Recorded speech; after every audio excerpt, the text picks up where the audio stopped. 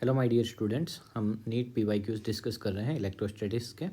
तो इसमें ये नीट 2018 का क्वेश्चन है। क्वेश्चन में ये बोला गया है an electron falls from rest through a vertical distance H in a uniform and vertically upward directed electric field. देखो वर्टिकली अपवर्ड डायरेक्शन में हमारे पास कोई ये इलेक्ट्रिक फील्ड है और उसमें इलेक्ट्रॉन को फॉल किया गया है कहाँ से, एच हाइट से। Okay, the direction of electric field is now reverse. अब हमने क्या कर दी, इस इलेक्ट्रिक फील्ड की डायरेक्शन को क्या कर दिया है, रिवर्स कर दिया है। पहले इलेक्ट्रिक फील्ड अपवर्ड था, अब इलेक्ट्रिक फील्ड की तरह डाउनवर्ड है। ठीक है, keeping its magnitude the same, a proton is allowed to fall from rest in it through a same vertical distance h.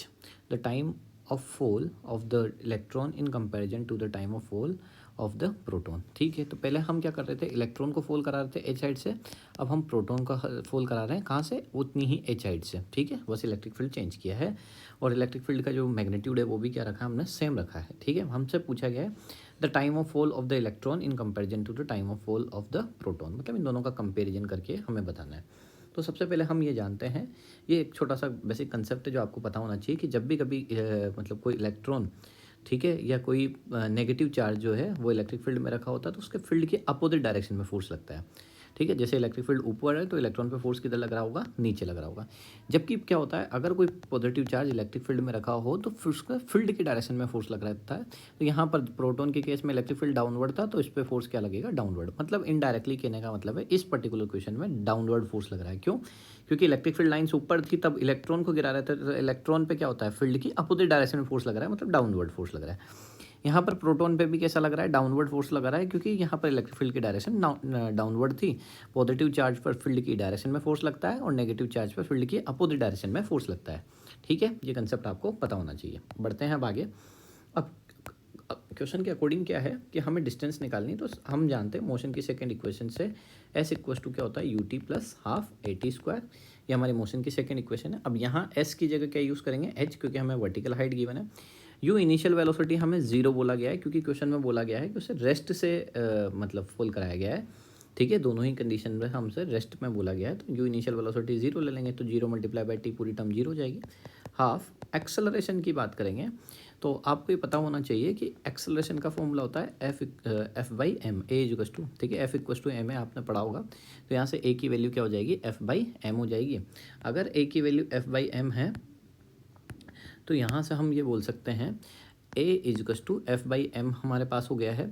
अब एफ इक्वल्स टू क्या होता है, क्यू ई। ठीक है, हमें पता है कि फील्ड की डायरेक्शन अगर पॉजिटिव चार्ज है तो फील्ड की डायरेक्शन में, नेगेटिव चार्ज में फील्ड की अपोजिट डायरेक्शन में फोर्स लगता है। और एफ इक्वल्स टू क्या होता है, फोर्स की वैल्यू क्या होती है, F equals to q e होता है। ठीक है, ये आपको पता होना चाहिए। ठीक है, तो यहाँ से जो है यहाँ पर हम रख देंगे क्यू ई बाई एम, ठीक है, इंटू क्या हो जाएगा, टी स्क्वायर। ठीक है, अब देखो यहाँ से h इक्वस टू क्या हो गया, ये पूरी टर्म जीरो होगी तो यहाँ बचा q e by two m into t square. मुझे क्या करना है, यहाँ से टी स्क्वायर की वैल्यू निकालनी। तो टी स्क्वायर की वैल्यू निकालनी तो ये हो जाएगा two m h by q e. ठीक है, इसको आगे शिफ्ट कर रहा हूँ। अब देखिए यहाँ पर टी स्क्वायर, तो यहाँ से टी की वैल्यू हो जाएगी under root two m h by q. यहाँ से इस एक्सप्रेशन को ध्यान से अगर आप देख रहे हैं तो इसमें से आपको दिखाई दे रहा होगा कि जो टू कांस्टेंट है, हाइट कांस्टेंट है, सेम हाइट से बोला गया है, क्वेश्चन में बोला गया है। ठीक है, सेम हाइट रखी गई है, सेम वर्टिकल डिस्टेंस एच। ठीक है, तो सेम वर्टिकल डिस्टेंस है तो एच भी कांस्टेंट है। चार्ज और इलेक्ट्रॉन दोनों इलेक्ट्रिक फील्ड दोनों कांस्टेंट है, तो मतलब मैं यहाँ से बोल सकता हूँ t is directly proportional to root M.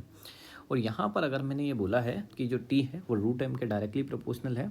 अब मैं ये जानता हूँ कि mass of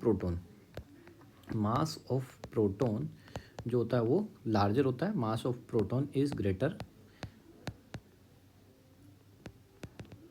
then electron. So अब यहाँ से क्या है कि टाइम जो है वो मास के, ठीक है, directly proportional.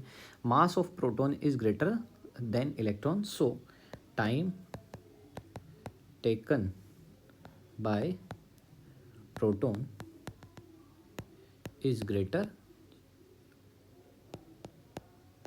And time taken by electron is smaller. Okay, तो हमारे को क्वेश्चन में क्या बोला गया है, क्वेश्चन में हमसे बोला गया है the time of fall of the electron in comparison to the time of fall of the proton. Electron का टाइम, तो इलेक्ट्रॉन का क्या है, मास कम होता है तो इलेक्ट्रॉन को कम टाइम लगेगा। ठीक है, तो आई होप आपको ये क्वेश्चन समझ में आया होगा। आप चाहें तो इसका स्क्रीनशॉट लेते हैं, तो इसका आंसर क्या हो जाएगा, ए वाला करेक्ट हो जाएगा, स्मॉलर। ठीक है, ओके बाय।